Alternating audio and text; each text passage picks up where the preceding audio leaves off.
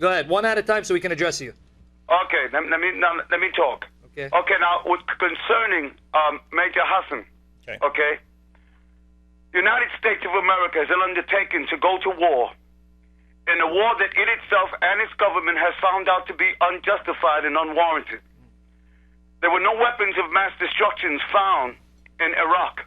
No connection between Saddam Hussein and Al-Qaeda, but yet the United States is still at war, and over 3.5 million Muslims, which they won't tell you, have been killed since Papa Bush to now Barack Obama.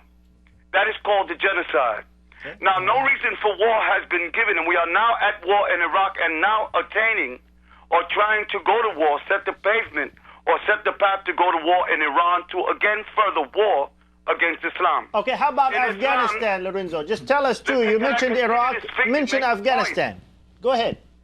Okay, so therefore, the United States is in a war that's unjustified in seeking to expand its war even into Iran to continue this war. Now, in Islam, the Muslim, when the war is justified in Islam, physical war is when conditions are met that destroy or have an effect upon the state of Islam, which goes back to what happened with those verses that you talk about in the Quran, in Surah 9, verse 29, which have to deal with the story of Hunayn and what happened around to the Muslim, where the Muslim state had to take action in order to protect itself from threats around it, much like the United States did when the United States signed the Espionage Act in 1917, when it allowed vigilante groups to stop the freedoms that the United States stood for. When these things were done, it was considered to be something great and something essential for the maintenance of the security of the United States of America, so the United States stomped on the rights of his own people in order to keep its security. The very same thing was done in 1939 to the Japanese, where the Japanese were put into concentration camps while their sons and daughters were fighting their own people in the Pacific. Okay, Lorenzo, bring your point, please. Yes, Bring your point. Hang on. Just to clarify, Sadiq, we don't want to cut you off. Sadiq, we don't want to cut you off. So just pause for a second. I just want to clarify. What is your position? Are you saying that since the United States is in an unjust war fighting against Muslims in Muslim lands, therefore an attack on military targets is justified, and therefore what Major Hassan did was justified according to Islam? Okay, if you can't attack a combatant soldier, then who the hell? No. Answer the question, Sadiq. I'm not disagreeing with you. I believe that according to Islam, you can attack military targets, and I believe that according to Islam, Major Hassan was doing exactly what he's supposed to do. What I'm saying is, do you agree that military targets like Fort Hood are justified to attack in Islam if there is some sort of war going on? Do you agree? Well, you know, that makes every kind of logical sense to the world. Don't you agree? Okay, so you do agree with that. When the United States of America found that it was threatened in Vietnam, when the United States found that it was threatened in Vietnam, it attacked Laos and expanded the war into Laos and Cambodia because it felt that its soldiers were being threatened in Vietnam by stuff coming in from Cambodia and Laos. So who else can if I can't shoot a soldier, a combatant that's killing me and getting ready to send soldiers to kill my people, then who the hell can I kill? No, Sadiq, let me go ahead and ask you this. Do you believe that other Muslims living in the United States, especially those who are in the military, and the military will not let them out, the military refuses to let them out, do you believe that one viable option for them is to attack military bases? To attack what they should do. Military targets. We're only referring to military targets. Okay, what they should do is exhaust every possible option they can to get out of the military.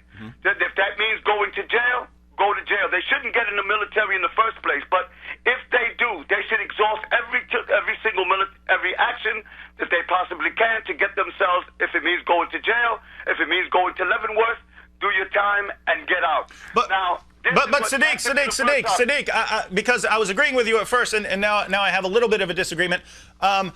If a Muslim simply goes to Leavenworth then all those soldiers that he could have taken out will then go on to a place like Afghanistan or Iraq, which, according to you, is an unjust war that the United States is going to continue to propagate. Would a more reasonable option, or at least a possible option for the Muslim, be to decide not to go to jail, but to attack the military target like Fort Hood? I'm just asking, would this be allowed in Islam for future soldiers to attack military targets here in the United States? Okay, will it be allowed in Islam? Yes. It would be allowed by any person who has any love or any union with whatever he came from, and who is left with it would be incumbent upon anyone whose country is being attacked, whose people are being killed, whose way of life is being threatened. It would be incumbent on an American. It would be incumbent upon a Muslim, because it's about oppression. Okay, Lorenzo Sadiq. So it would be incumbent upon any person facing that type of oppression, whether he's an American soldier, whether he's an Indian.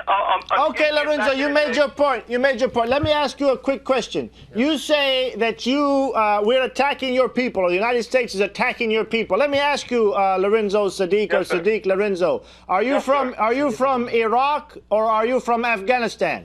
No, he's from... You know what I am? What are you? I am a Muslim. Oh, okay. So you're not from Iraq, you're not from Afghanistan, and you're saying that we're attacking your people. Sir, do you live in the United States? Are you an American citizen? Okay, can I answer the question, yes, please, Pastor Joe? Please answer the question. Okay, let me answer the question.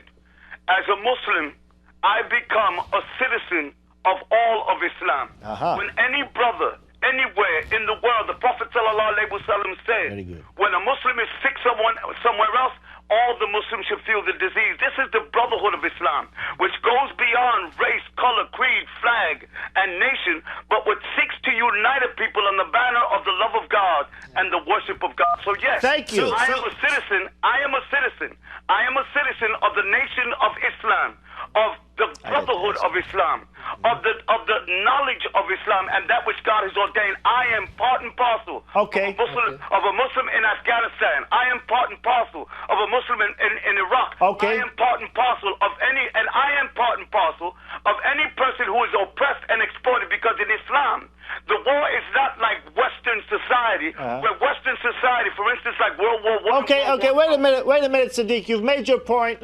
Just hold on 1 second. So what you're saying then is a good Muslim, though he be an American citizen, though he be born in Puerto Rico or wherever else, Africa or whatever, though he has no birth or blood relations to Muslims in countries where America is fighting, you're saying then that a Muslim in America, his first and foremost loyalty, which supersedes all other loyalties, is to Islam and to the Ummah, to the point that you would be willing to be traitorous and seditious against the United States government of which you are a citizen. Is that what you're saying?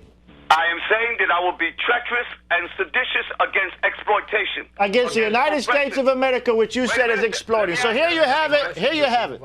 You won't let me answer the question. You just did. Thank you for your answer. Sam wants to talk with you now. We'll get in a word edgewise. Sadiq, you just said that. I didn't get the word edgewise. Yeah, Sadiq, listen. To be cut off like always now. Sadiq, you ranting and raving won't get you far. So let me just say, by your own criteria, you condemn Muhammad and you condemn Muslims because Muhammad expanded his rule to countries and to people who did no harm to Muslims and stole their lands, raped their women, and enslaved their children. So by your logic, Muhammad should be condemned. Why are you a Muslim if you're not inconsistent and a hypocrite?